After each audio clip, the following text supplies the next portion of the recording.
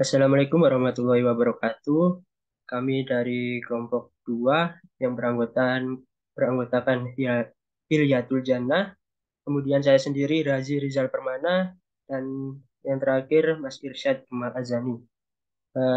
Di sini kami akan mempresentasikan hasil diskusi kelompok kami yaitu mengenai diferensial tingkat tinggi. Eh, Kemudian untuk isi dari materi yang kami bahas, yaitu yang pertama pengertian diferensial tingkat tinggi, kemudian penerapan dalam SPK, kemudian aspek penting, kemudian diferensial analisis, dan penerapan diferensial analisis. Kemudian pengertian diferensial tingkat tinggi. Diferensial tingkat tinggi adalah konsep matematika yang digunakan untuk menghitung perubahan cepat dalam data. Diferensial tingkat tinggi dapat digunakan untuk menghitung gradien dan turunan parsial dari fungsi tujuan. Kemudian gradien mengukur perubahan maksimum dalam suatu fungsi, sedangkan turunan parsial mengukur sensitivitas fungsi tujuan terhadap perubahan variabel tertentu. Kemudian kegunaan diferensial tingkat tinggi. Untuk penggunaannya yang pertama yaitu menghitung gradien dan turunan parsial untuk menganalisis data dan informasi yang tersedia, kemudian memodelkan hubungan antar variabel dan membuat prediksi, kemudian mengidentifikasi variabel yang paling signifikan dalam pengambilan keputusan dan mempercepat proses pengambilan keputusan. Kemudian yang terakhir membuat prediksi yang lebih akurat dan membantu pengambilan keputusan dalam merencanakan strategi untuk masa depan. Untuk selanjutnya bisa Dan saya akan menjelaskan tentang penerapan dalam sistem pengambilan keputusan. Jadi sistem pengambilan keputusan yang menggunakan persamaan diferensial tingkat tinggi biasanya melibatkan penggunaan model matematika untuk mensimulasikan perilaku sistem dan memprediksi bagaimana sistem tersebut akan merespon input dan kondisi yang berbeda. Dengan memahami persamaan diferensial yang mendasarinya, para pengambil keputusan dapat membuat pilihan yang lebih tepat mengenai cara mengoptimalkan kinerja sistem. Next. Eh, Beberapa aspek penting dalam model matematika yang digunakan, diantaranya adalah pengembangan model untuk identifikasi variabel dan hubungan dalam sistem, kemudian metode numerik, pemilihan metode yang tepat untuk setiap kasus yang ditangani, kemudian validasi dan kalibrasi, salah satunya untuk mempertahankan stabilitas. Next. Identifikasi variabel dan relationship. Di sini proses pemilihan dan pendefinisian variabel dan hubungannya penting untuk merepresentasikan sistem dunia nyata secara akurat dalam model matematikanya. Proses ini mempengaruhi perilaku sistem serta hubungan di antara faktor-faktor tersebut. Sebagai contoh dalam mengembangkan model untuk reaksi kimia, variabel-variabel kunci dapat mencakup konsentrasi reaktan dan produk, konstanta laju reaksi, serta suhu dan tekanan sistem. Hubungan antara variabel-variabel ini dapat digambarkan dengan sistem persamaan diferensial yang menangkap dinamika reaksi. Next. Di sini ada beberapa contoh metode numerik yang umumnya digunakan untuk menyelesaikan persamaan diferensial tingkat tinggi yang meliputi finite difference methods, finite element methods, dan juga ada juga spectral methods.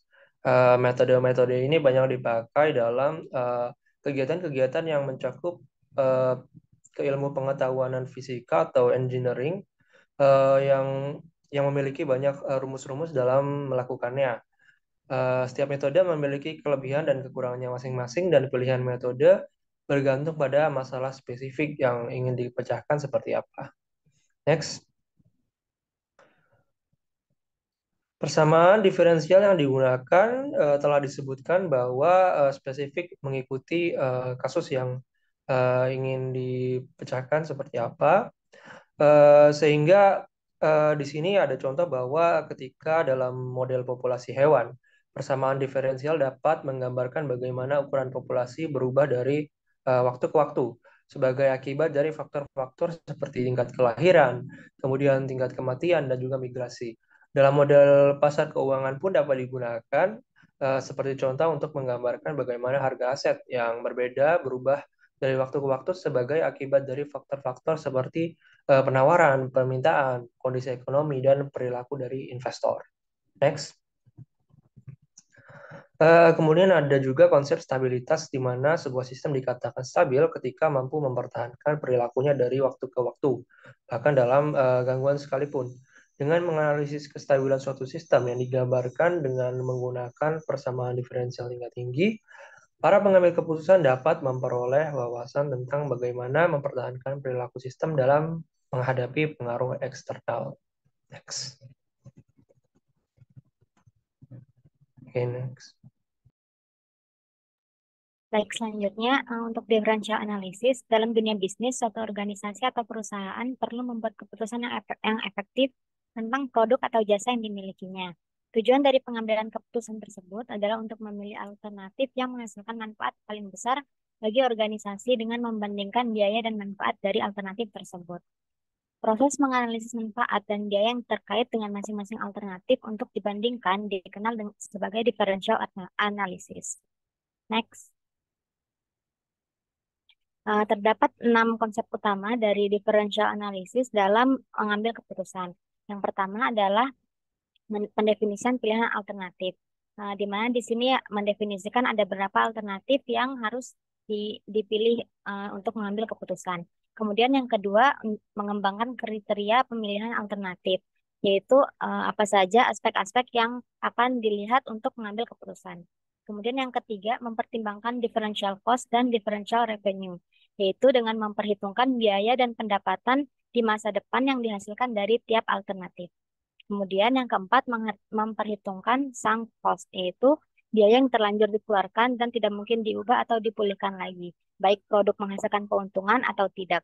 Kemudian yang kelima, hanya fokus pada biaya yang berkaitan dengan alternatif tersebut, di mana biaya-biaya yang tidak berkaitan dengan alternatif tersebut tidak harus diperhatikan. Kemudian yang terakhir adalah memperhatikan opportunity cost, yaitu biaya dari mengorbankan alternatif lain untuk memilih satu alternatif. Next. Oke, contoh untuk penerapan differential analysis yang pertama adalah menetapkan harga produk, di mana harga produk yang tinggi belum tentu keputusan yang optimal, karena jika harga terlalu tinggi dapat menyebabkan menurunnya penjualan suatu produk. Dalam memaksimalkan pendapatan, volume penjualan yang diharapkan pada setiap harga sama pentingnya dengan margin kontribusi per unit produk yang dijual. Kemudian yang kedua, menerima atau menolak pesanan khusus. Pesanan khusus yang dimaksud di sini seperti contohnya penjualan tiket dengan harga yang berbeda untuk anak-anak, pelajar, dan lainnya. Analisis diferensial dapat menentukan apakah perusahaan harus menjual produknya dengan harga di bawah harga biasa. Bisnis tambahan ini dapat diterima jika pendapatan diferensial dari bisnis tambahan melebihi biaya diferensial. Kemudian selanjutnya ada menambah atau menghapus produk. Analisis diferensial berguna dalam mengambil keputusan ini karena laporan laba rugi perusahaan tidak secara otomatis mengaitkan biaya dengan produk tertentu. Oleh sebab itu, dengan adanya differential analysis lebih dapat menganalisis hubungan antar keduanya. Kemudian next. Selanjutnya, menjual atau memproses lanjut produk. Terkadang dua atau lebih produk dihasilkan dari bahan mentah atau proses produksi yang sama. Analisis diferensial digunakan untuk memutuskan apakah akan memproses produk gabungan lebih lanjut atau menjualnya dalam kondisi saat ini. Kemudian contoh terakhir, membuat atau membeli produk. Analisis diferensial digunakan untuk membuat keputusan dengan membandingkan harga yang dibayarkan untuk membeli suatu produk dengan biaya tambahan yang dikeluarkan untuk memproduksi produk tersebut. Sekian dari kelompok kami, lebih kurangnya mohon maaf. Wassalamualaikum warahmatullahi wabarakatuh.